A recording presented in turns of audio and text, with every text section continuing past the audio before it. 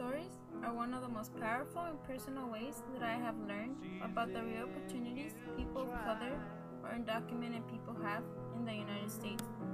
Many parents come to the United States with the mindset of achieving the American dream.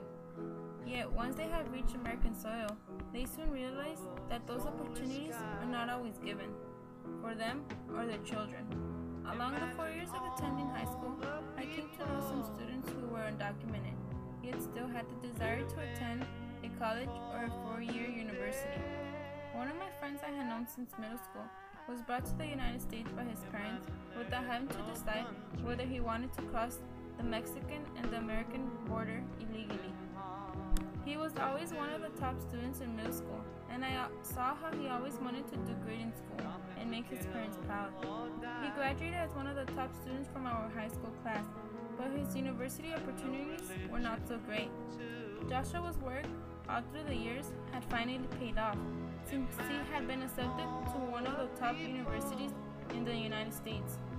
He applied to top universities across the country, yet was unable to attend most of them due to his legal status. This meant that he had little resources in terms of financial aid from the government. One day, as we walked and talked about his opportunities he had, I realized that students whose parents bring them to acquire better education are not always helped. I came to realize that social justice for undocumented students is not always given. I remember walking to class and asking him, "So Joshua, what do you plan to do next year? What university are you going to attend?" He stayed quiet for some seconds and didn't know what to say. I asked myself, why should students who give it their all in school and want to receive a higher education be denied that from them? Isn't America the line of opportunity? Equal education opportunities should be given to all those students who are willing and have the desire to get a career and have a better life in the future. Most of the top students from my high school attended Yale, Harvard, or other great universities.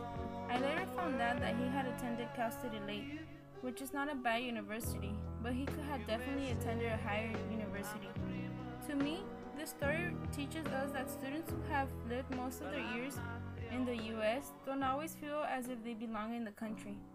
People who must be citizens in order to feel they belong and not looked at differently. Even though undocumented students have grown up in the U.S., there are those students who question and feel uneasy about belonging in society, simply because they don't have the proper documentation. This has shaped my understanding of my personal belonging in the U.S. as well. Is it fair that students who had no choice in making such a life-changing decision be punished for the parents' actions, simply to give them a better life? Above us only sky.